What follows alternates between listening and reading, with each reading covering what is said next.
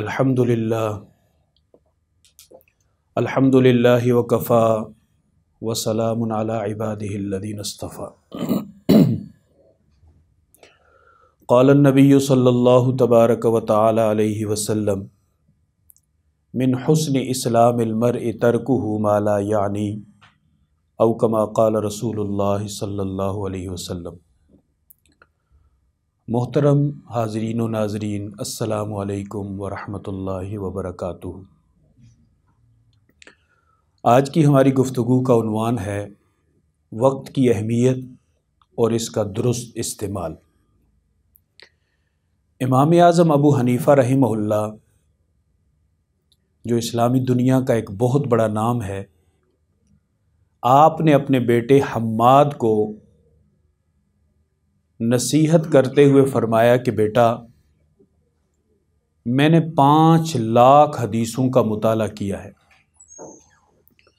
और उन 5 लाख हदीसों में से मैंने उनका खुलासा 5 हदीसों के अंदर पाया है।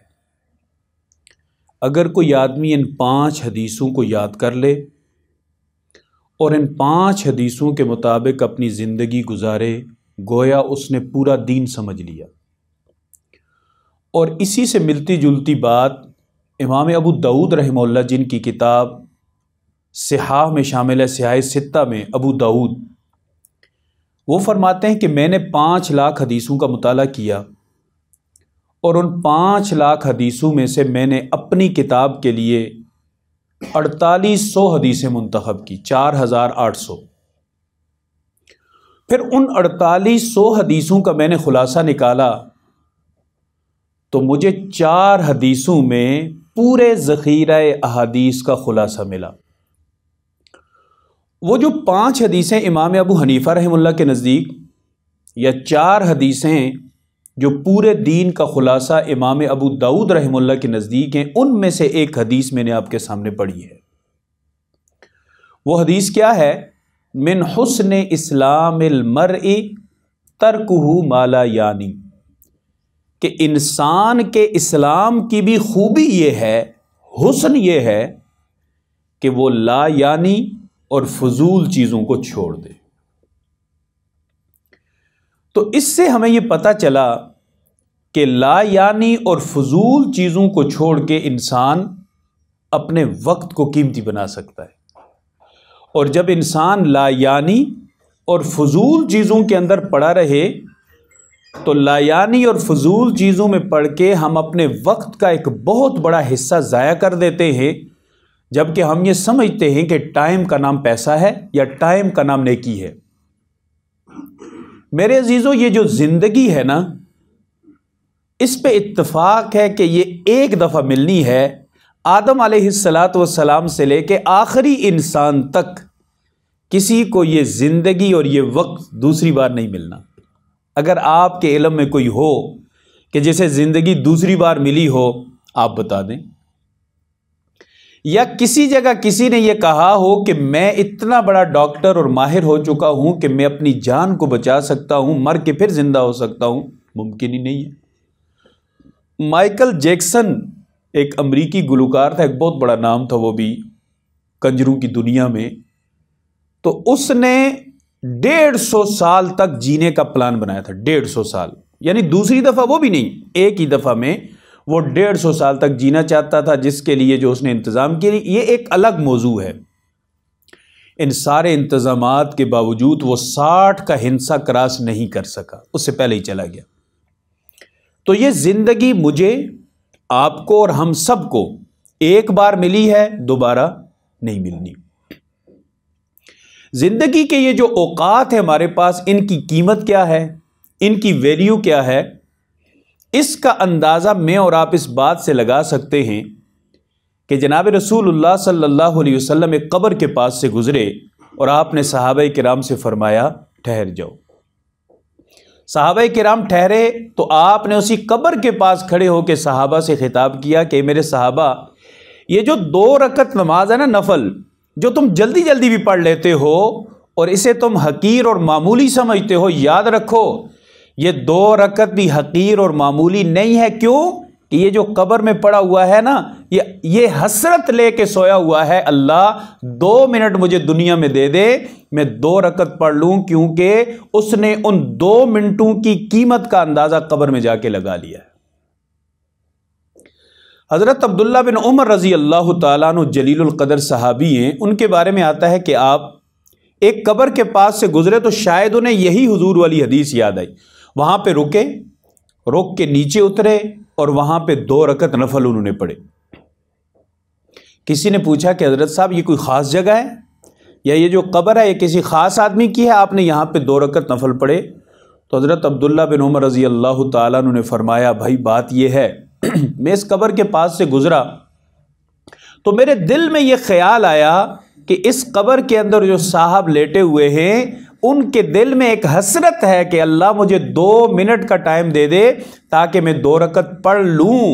तो इनको तो मौका नहीं मिल सकता, मुझे मौका मिला हुआ है, बात याद आ गई तो मैंने इस वक्त को कीमती बना लिया। अब ये जो 2 रकतें अल्लाह के यहां इनका मकाम क्या है अल्लाह ही बेहतर जानते। मेरे भाइयों और अजीजों, एक एक सांस यकीन जानिए इतनी कीमती है कि इसकी कीमत का हम अंदाजा नहीं लगा सकते। एक सुबहान अल्लाह अल्लाह के यहां इतना कीमती है कि हम इसकी कीमत का अंदाजा कर ही नहीं सकते। इस अक्ल व शऊर के साथ इसका अंदाजा मुमकिन ही नहीं है। जनाब रसूलुल्लाह सल्लल्लाहु अलैहि वसल्लम ने फरमाया, अगर कोई आदमी एक दफा पढ़ता है ला इलाहा इल्लल्लाह वहदहू ला शरीक लहू अहदन समदन लम यलिद वलम यूलद वलम यकुल लहू कुफुवन अहद। आप घड़ी पे टाइम देख लें, ला इलाहा इल्लल्लाह वहदहू ला शरीक लहू अहदन समदन लम यलिद वलम यूलद वलम यकुल लहू कुफुवन अहद। 10 से 12 सेकंड हमारे लगे और अल्लाह पाक इन 10 से 12 सेकंड में पड़े हुए इस एक जुमले के बदले में आप जानते हैं कितनी नेकियां अता फरमाते हैं? 20 लाख नेकियां। इसका मतलब यह है कि हमारे 12 सेकंड दुनिया के 20 लाख नेकियों में बिक सकते हैं अगर हम इनकी कीमत का दुरुस्त अंदाजा लगा के इनका सही इस्तेमाल करें।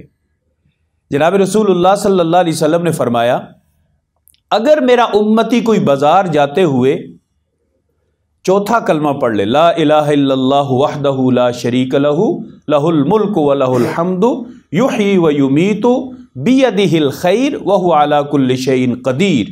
एक मरतबा ये जो मैंने दुआ पढ़ी है बाजार जाते हुए एक दफा पढ़ ली, या घर से बाजार की नीयत से निकलते हुए एक दफा इस दुआ को पढ़ लिया, आप अंदाजा करें इसमें भी 10 से 12 सेकंड लगते हैं। जनाब रसूलुल्लाह सल्लल्लाहु अलैहि वसल्लम ने फरमाया, अल्लाह पाक उसे 4 लाख नेकियां अता फरमाता। आप अंदाजा करें हमारा ये 12 सेकंड का वक्त अल्लाह के यहां कितना कीमती है। और अगर खुदा ना खास्ता इसको हम जाया कर दें तो अंदाजा कीजिए नुकसान हमारा कितना होगा। यह नुकसान और नफा वो समझता है जो वक्त की कीमत को जानता है। जिसके पास वक्त की कीमत नहीं उसके यहां नफे और नुकसान का कोई पैमाना नहीं है, कोई मेयार नहीं है। जब सुबहान अल्लाह के बारे में जनाब रसूलुल्लाह सल्लल्लाहु अलैहि वसल्लम ने फरमाया कि एक दफा सुबहान अल्लाह कहने से जन्नत के अंदर एक दरख्त लगता है और जन्नत एक चटियल मैदान है, तुम उस चटियल मैदान में आने से पहले वहां पे दरख्तों का इंतजाम करके आना। अल्लाह के महबूब कहां से इंतजाम करके आए? फरमाया सुबहान अल्लाह अल्हम्दुलिल्लाह अल्लाहु अकबर ला इलाहा इल्लल्लाह। ये पढ़ते रहोगे अल्लाह पाक जन्नत के अंदर तुम्हारे नाम के तुम्हारे हिस्से के दरख्त लगाते जाएंगे, जिससे वो चटियल मैदान दरख्तों से भर जाएगा। और एक दरख्त इतना बड़ा है कि 500 साल अरबियन नस्ल एक घोड़ा उसके साए में दौड़ता रहे, 500 साल खत्म हो जाएंगे उसका साया खत्म नहीं होगा। ये एक दरख्त है और उसकी कीमत है सुबहान अल्लाह, और सुबहान अल्लाह पे लगते हैं सिर्फ 2 सेकंड। दरूद पाक के बारे में रसूलुल्लाह सल्लल्लाहु अलैहि वसल्लम ने फरमाया, जो मुझ पे दरूद पढ़ता है अल्लाह ताला उसे एक दरूद पढ़ने पे 10 नेकियां अता फरमाते हैं, 10 गुनाह माफ फरमाते हैं, 10 दर्जे उसके बुलंद फरमाते हैं। और एक दर्जा कितना है? जितना ज़मीन और आसमान के दरमियान खला है। आज तक किसी ने नापा?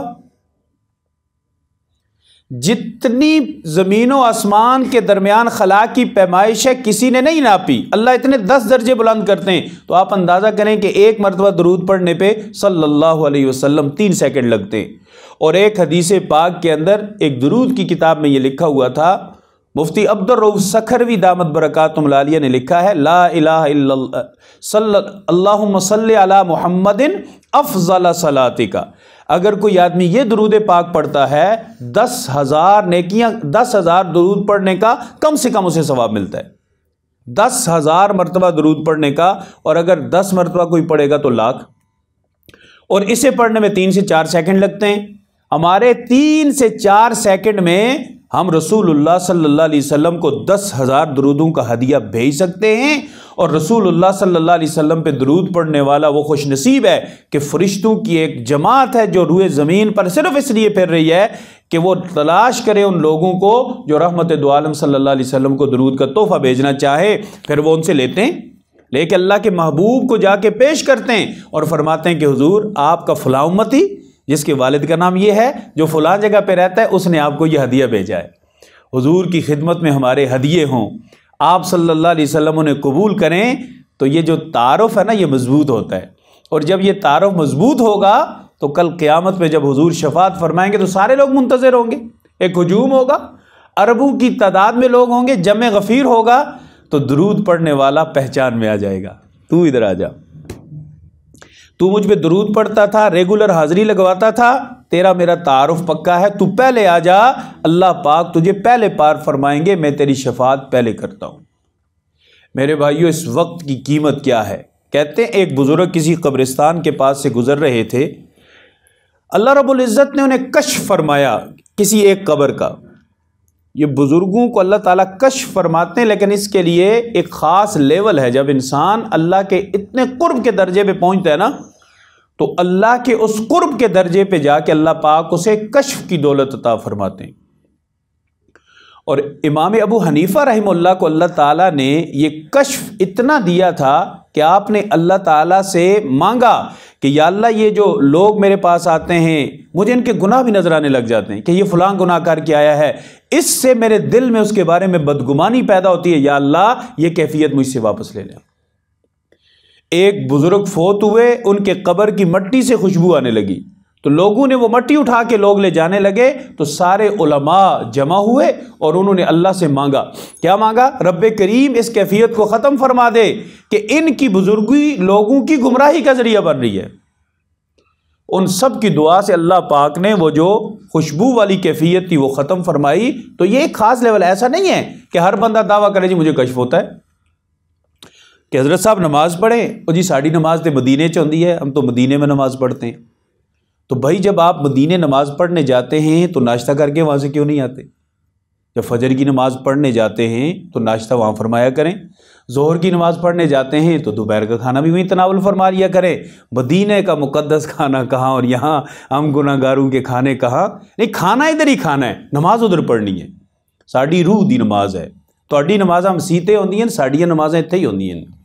साड़ी रूह दी नमाज, ये वो फ्रॉड है जो अल्लाह वालों का रूप धार के लोग करते हैं, और वो समझते हैं जैसे हुजूर के बाद बहुत सारे नबी खड़े हो गए थे ना, उनका ख्याल ये था कि नबूवत बड़ा प्रॉफिटेबल काम है, बादशाही भी मिल जाती है, इज्जत भी मिल जाती है, फॉलोअर्स भी मिल जाते हैं। ये एक मिशन था, और हजरत सिद्दीक को अल्लाह ने खड़ा किया, एक को भी नहीं छोड़ा, सबको ख़त्म कर दिया। और आखिर पे यहाँ मिर्ज़ा ग़ुलाम अहमद कादियानी आया, अल्लाह रब्बुल इज़्ज़त ने उलमा की एक जमात को ऐसा तैयार किया कि उसका भी पाँव यहाँ नहीं लगने दिया। जर्मनी की नेशनलिटी मिल जाती है, लेकिन पाकिस्तान में चैन से नहीं रह सकते हुजूर की ख़त्म नबूवत के मुनकर। तो उन्हें कश्फ हुआ कि कब्र के अंदर एक साहब बैठे हुए कुरान पढ़ रहे। इन्होंने कहा सुभान अल्लाह, कब्र में और कुरान। ये रुक गए, तो इन्होंने जाके उनको देखा और उनसे पूछा भाई साहब क्या कर रहे हो? कहा जी कुरान पढ़ रहा हूँ। आपको कुरान पढ़ने की मोहलत कैसे मिली? वो कहने लगे यार मसला ये है कि जब हिसाब किताब, ये जो कब्र वाला हिसाब किताब है ना, आखिरत वाला नहीं, बरज़ख वाला, फरिश्ते आते हैं, मर रब्बु का, मन नबीयु का, मादीनु का, ये पूरी जो दास्तान है ये सुनते हैं, सारी ज़िंदगी के बारे में इब्तदाई अहवाल लेते हैं। जो पास हो जाता है ना तो उससे पूछते हैं कि आगे क़यामत तक आपने क्या करना है, वक़्त कैसे गुजारना है।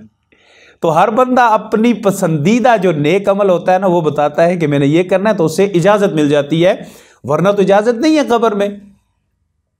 तो मुझसे फरिश्तों ने पूछा, मैं पास हो गया, तो मुझसे कहा कि क़यामत तक का वक्त आप कैसे गुजारना पसंद फरमाएंगे? अल्लाह अकबर। कितनी ज़बरदस्त बात नहीं है। अल्लाह ताला हमें भी ये मकाम नसीब फरमाए कि हमें भी कब्र में ये कहा जाए कि जी आप इधर से पास हैं, पहली क्लास पास हैं आप, तो आगे ये बताएं कि वक्त कैसे गुजारेंगे क़यामत तक। तो कब्र में पास का सर्टिफिकेट ये एंड तक का पास है। थोड़े रगड़े शगड़े होंगे, अशर की सख्तियाँ, सूरज की धूप, ये वो, लेकिन उम्मीद है कि वहाँ से निकल आए, आगे भी निकल जाएंगे। अल्लाह ना करे यहाँ पकड़े गए तो फिर तो नाउमीदी मायूसी है, फिर सजाए मौत के कैदी की तरह मुंह पे कपड़ा चढ़ाया हुआ और दो बंदों ने उठाया हुआ घसीट के लेके जाएंगे माशर की तरफ, क्योंकि पता चल गया ना कि आगे कुछ भी नहीं है, मेरे काम सीधे नहीं है। तो मुझसे उन्होंने पूछा कि आप क्या करना पसंद करेंगे। मैंने कहा मुझे दुनिया में कुरान की तिलावत बहुत पसंद थी, तो अगर मुझे कुरान की तिलावत की इजाज़त मिल जाए, कहा चलें जी पढ़े, आपको इजाज़त है। इन बाहर वाले साहब ने पूछा कि फिर ये बताएं कि आपने अभी तक कितना कुरान पढ़ लिया है। वो फरमाने लगे मैंने 70,000 मरतबा कुरान में ख़त्म कर चुका हूँ, 70,000 मरतबा। ये जो जिंदा थे साहब, इन्होंने कहा सुबहान अल्लाह, 70,000 मरतबा कुरान। तो कब्र वाले ने कहा ठहरिए, एक सौदा करते हैं, ये 70,000 कुरान आप ले लें और ये सुबहान अल्लाह मुझे दे जाए। तो ये और हैरान हुए, यार 70,000 कुरान कहाँ और एक दफ़ा सुबहान अल्लाह कहाँ। मुझे इस बात समझ नहीं आई। उन्होंने कहा आपको इसलिए नहीं समझ आई कि ये 70,000 ये मेरी ख्वाहिश है, ये मैं वक्त गुजारने के लिए मैंने पढ़े हैं, वरना ये कब्र के अंदर किसी अमल की नेकी नहीं मिलती, क्योंकि दारुल अमल वाला काम खत्म हो गया ना। ये तो दारुल जजा है, यहां तो बदले की जगह है, काम की जगह ही नहीं। रूह निकलते ही काम का टाइम खत्म, बदले का टाइम शुरू। यहां जो मर्जी करो, कोई बदला नहीं है। वरना कब्र में लेटा हुआ मुर्दा गुनाह तो कोई नहीं करता, और गुनाह ना करना भी नेकी है, तो उसे कब्र में लेटते हुए भी नेकी का सवाब मिलना चाहिए, नहीं मिलता, क्योंकि दारुल अमल नहीं है, दारुल जजा है। इस 70,000 व 70,000 सवाब कोई नहीं है, लेकिन तेरी एक सुबहान अल्लाह इन 70,000 से भी अल्लाह के नजदीक ज्यादा कीमती है। तो मेरे अजीजों, इस सुबहान अल्लाह का हमारे पास वक्त है कि नहीं है? है। कब्र में अगर 1 लाख 2 लाख 4 लाख की भी अल्लाह ताला मोहलत दे दें तो उसका बदला कोई नहीं है इस दुनिया की एक सुबहान अल्लाह। एक हदीस पाक में आता है, जो आदमी 100 मरतबा सुबहान अल्लाह, अल्हम्दुलिल्लाह, अल्लाहु अकबर, ला इलाहा इल्लल्लाह पढ़ता है, इसको इतनी नेकियां मिलती हैं कि इतनी नेकियां और किसी के पास नहीं होती, इल्ला ये कि कोई दूसरा आदमी भी ये पढ़ ले या इससे ज्यादा पढ़ ले, उसे मिल जाएंगी, वरना इन आमाल और इन कलिमात के बराबर कोई और नेकियां नहीं है। जब ये इतने कीमती अल्फाज हैं और मुख्तसर वक्त के अल्फाज हैं, इसीलिए रिसालत इमाम सल्लल्लाहु अलैहि वसल्लम ने अपनी साहिबजादी हजरत अम्मा फातिमा तो ज़हरा रजी अल्लाह ताला अन्हा को लोंडी और खादम के बजाय कहा कि फातिमा मैं तुझे इससे बढ़ के ना दूं, अब्बा जी जरूर दीजिए। आपने ये दिए और अम्मा फातिमा खुश होकर चली गई। ये नहीं कहा ये भी दे दें, साथ लोडी भी दे दें, ये भी दे दें, साथ खादमा भी दे दें। वो मुतमईन हो गई कि अब्बा हुजूर ने जो मुझे दिया है वो दुनिया की सारे खजानों से ज्यादा कीमती है। तो मेरे भाइयों और अजीजों, ये वक्त हमारे पास यकीन जानिए अल्लाह की एक अता है, इस वक्त को कीमती बनाएं। जनाब रसूलुल्लाह सल्लल्लाहु अलैहि वसल्लम ने फरमाया, इग़तनिम खमसन क़ब्ल खमसिन शबाब का कब्ल हरम। 5 चीज़ों को 5 से पहले गनीमत जानो। जवानी गनीमत है बुढ़ापे से पहले। सेहत का कब्ल सुक़मिक, सेहतमंद और तंदुरुस्त दिन इन्हें गनीमत जानो बीमार होने से पहले। फराग का कब्ल शुग़लिक,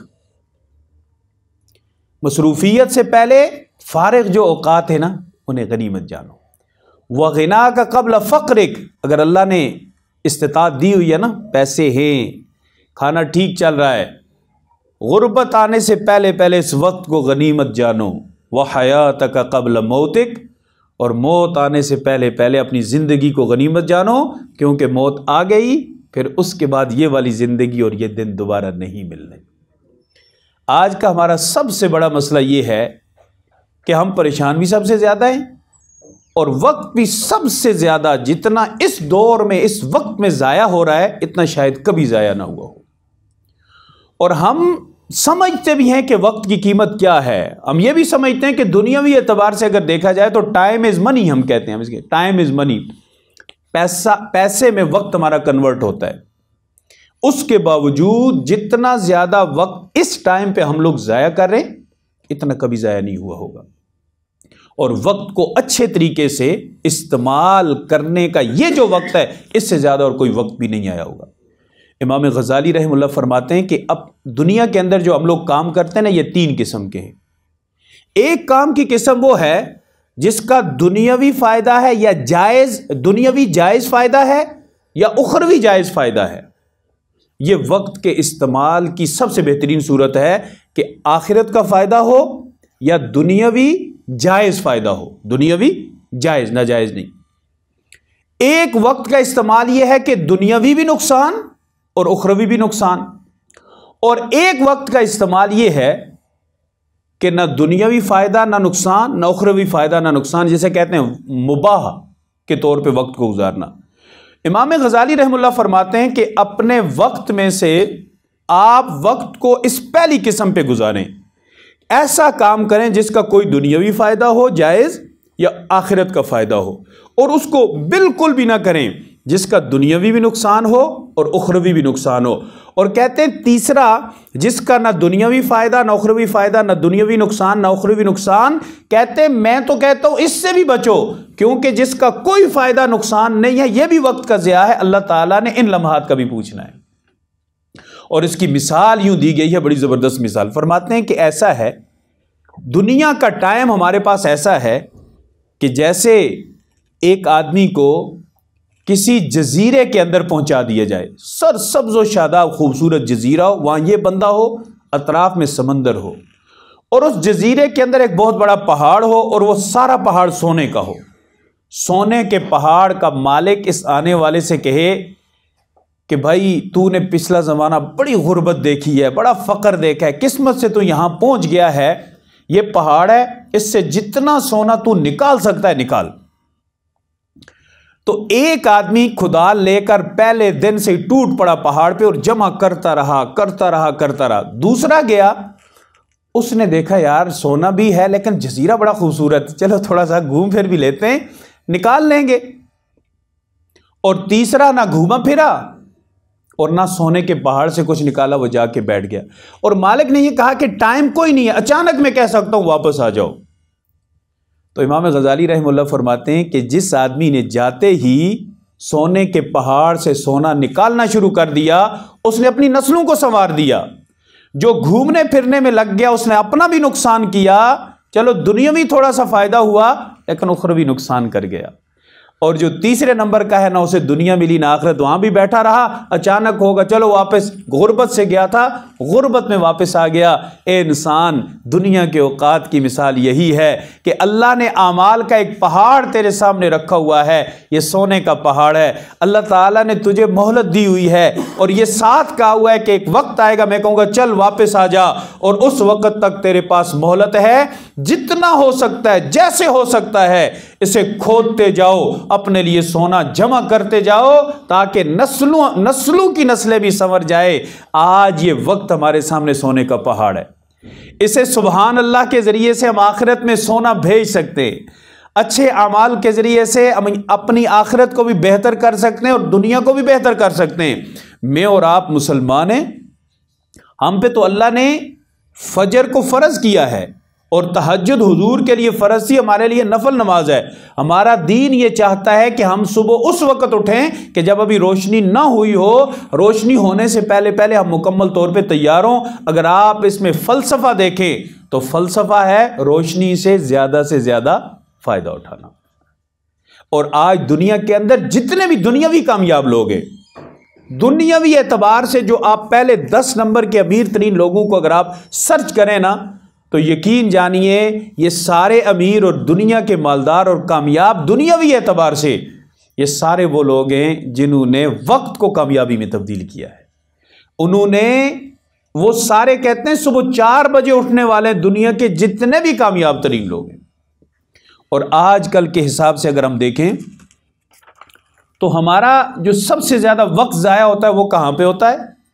और बुजुर्ग हजरात जो अल्लाह वाले थे, जिन्हें आज तक दुनिया याद करती है, उन्होंने अपने वक्त को कैसे कीमती बनाया। कहते हैं कि एक बुजुर्ग थे मियाँ नूर मोहम्मद रहमहुल्लाह, उनके बारे में आता है कि उन्होंने पैसों की एक थैली रखी हुई थी। जब शदीद मजबूरी की वजह से बाजार जाते कोई चीज लेने के लिए, तो पैसों की थैली निकालकर दुकानदार के सामने रखते और कहते मियाँ सौदा यहाँ पे रखो और जितने पैसे आपके बनते वो गिन के निकाल लो। हजरत जी आप खुद गिन के दें। तो फरमाते कि जितने में मैं पैसे गिनूंगा इतने में मैं सुभान अल्लाह कह सकता हूं, तो पैसे गिनने में वक़्त ज़ाया करने के बजाय मैं क्यों ना अपने वक़्त को कीमती बनाऊं और अल्लाह का कुर्ब हासिल करूं।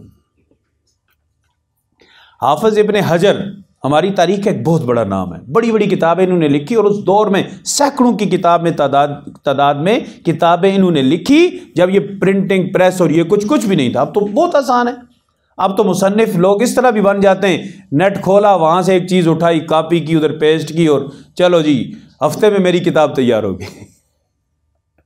अब तो सूरत हाल मुसन्निफीन की है, यानी मुसन्निफ ने जो किताब लिखी हुई होती है वो पूरी पढ़ी हुई भी नहीं होती। तो वो लोग किताबें किस तरह लिखते थे?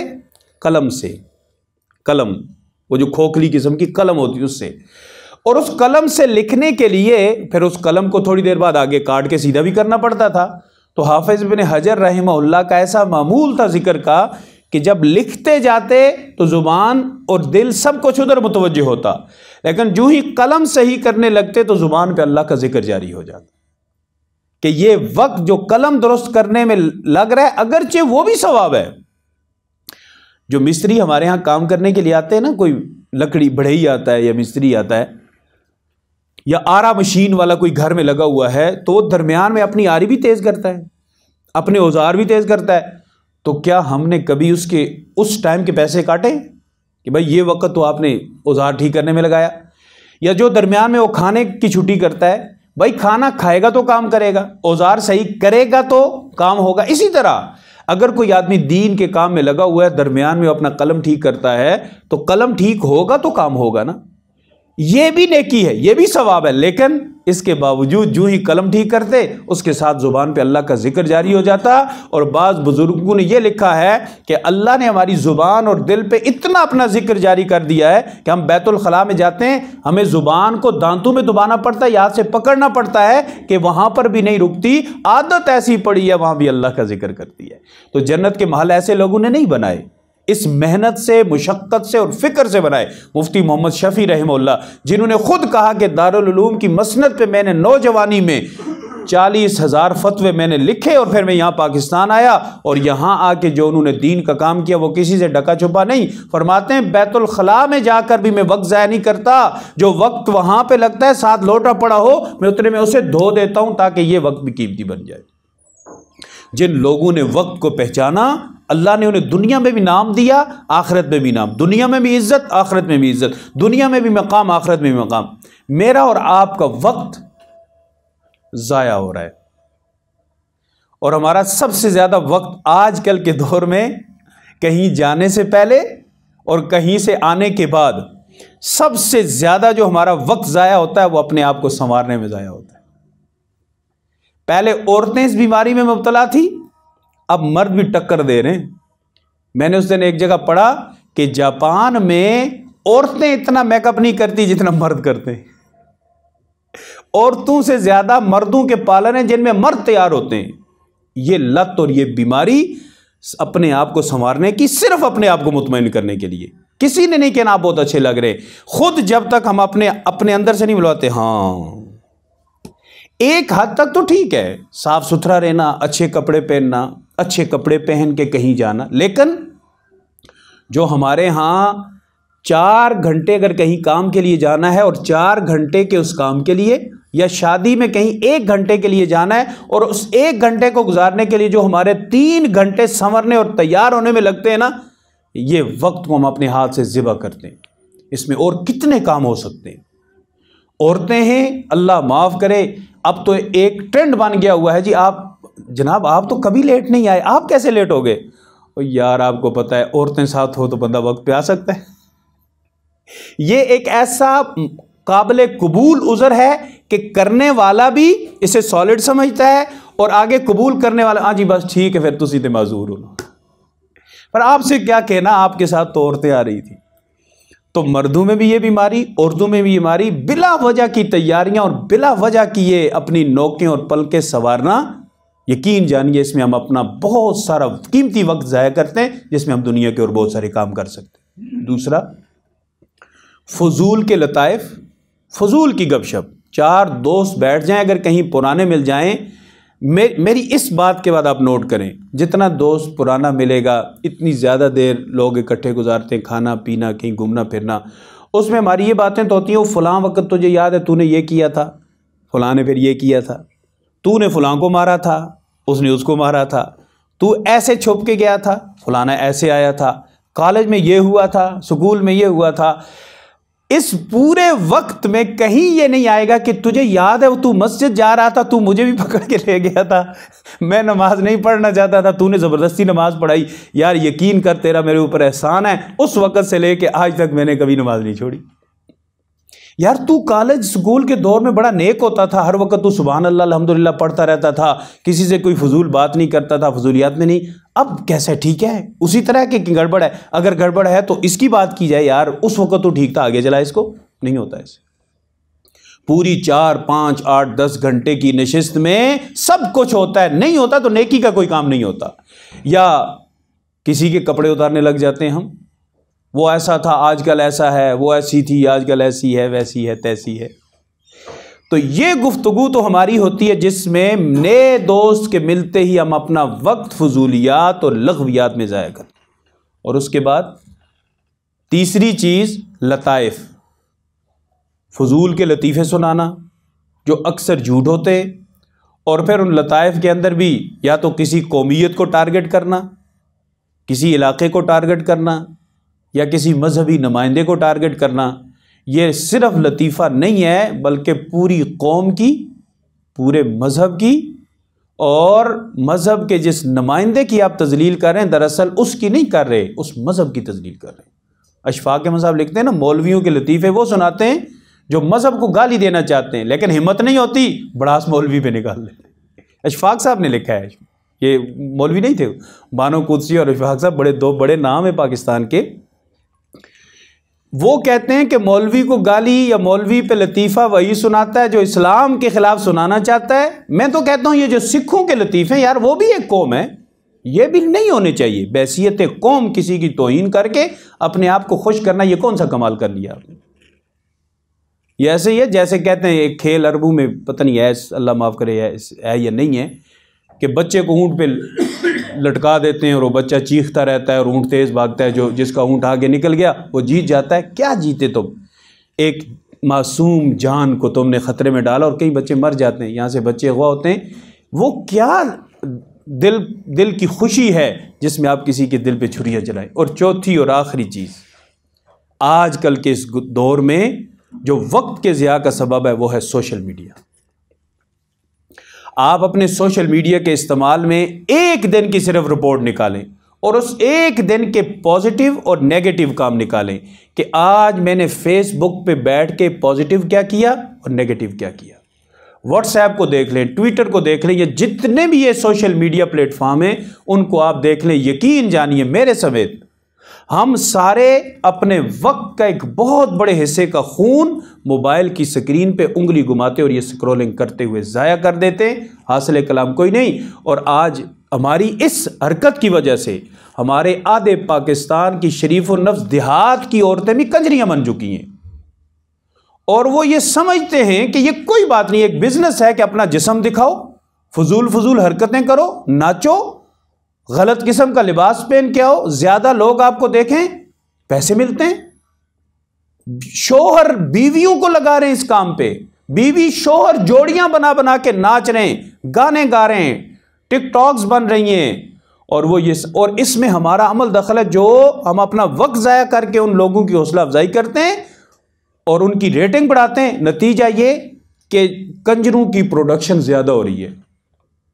शरीफ लोग इस रास्ते पे चल रहे हैं और लोग कहते हैं जी देखें पैसा मिल रहा है, क्या करें, गुर्बत है। तो क्या जब ये कुछ नहीं था तो इससे पहले गुर्बत नहीं थी, उसका हल नहीं था? तो यहां एक तो वक्त का ज़िया है और दूसरा अल्लाह के नाफरमानों, फास्कों और फाजरों की हौसला अफजाई है जो हम खुद करते हैं। तो इसलिए मेरे अजीज़ों, आज की इस हमारी सारी गुफ्तगू का खुलासा ये है, अपने वक्त को एक चार्ट पे मुंतकिल करें। क्या हमारा ज़्यादा वक्त सोने में तो नहीं गुजर रहा? क्या हमारा ज़्यादा वक्त फजूलियात पे तो नहीं? मैं तो समझता हूँ ये हम भी अजीब लोग हैं ना, यानी इतने अजीब हैं कि दुनिया, वो जो बेगानी शादी में अब्दुल्ला दीवाना वाली बात है ना, वो मैंने इस दफ़ा देखी। वर्ल्ड कप हो रहा है फुटबॉल का, वर्ल्ड कप हो रहा है फुटबॉल का, और उसमें हमारे मुल्क की टीम ही नहीं है, बल्कि आखिरी इत्तला तक हमारी रुकनीत भी मनसूख थी, पता नहीं बहाल हुई है कि नहीं हुई। यानी हम जिस खेल के रुकन भी नहीं है।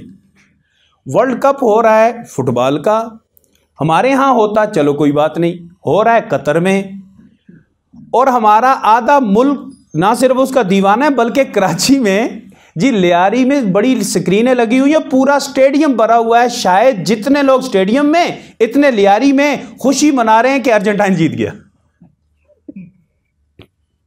यकीन जानिए, मैं इस पे जितना हंसा, और मुझे आज तक ये जो मिसाल है ना बेगानी शादी में अब्दुल्ला दीवाना, इसके लिए कोई सही महल नहीं मिल रहा था। जब मैंने उन लोगों को देखा, मैंने कहा ये है, जीता कौन, हारा कौन, मुल्क किसका, हो कहाँ रहा है, नफा किसका, नुकसान किसका, ढोल कराची में बज रहे।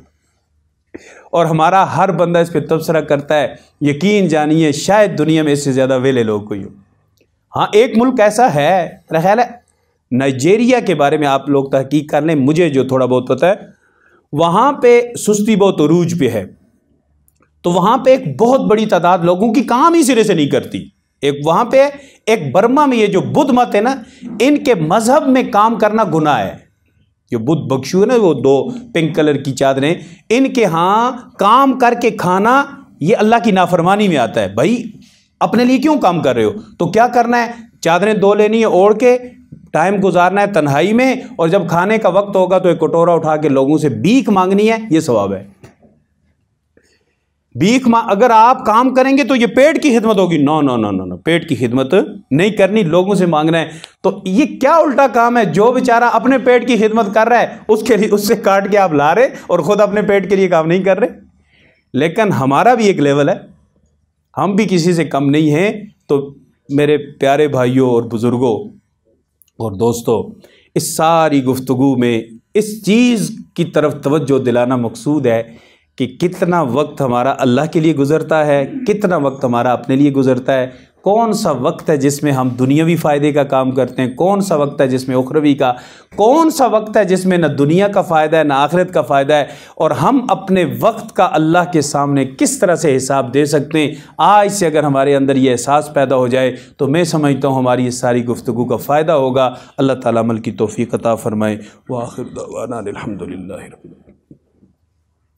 अल्हम्दुलिल्लाहि रब्बिल आलमीन वल आक़िबतु लिल मुत्तक़ीन वस्सलातु वस्सलामु अला रसूलिही मुहम्मदिन व आलिहि व अस्हाबिहि अजमाइन। रब्बना आतिना फ़िद दुनिया हसनतन व फ़िल आख़िरति हसनतन व क़िना अज़ाबन्नार। रब्बना तक़ब्बल मिन्ना इन्नका अंतस समीउल अलीम व तुब अलैना इन्नका अंतत तव्वाबुर रहीम। सल्लल्लाहु तआला अला खैरि ख़ल्क़िही मुहम्मदिन व आलिहि व अस्हाबिहि।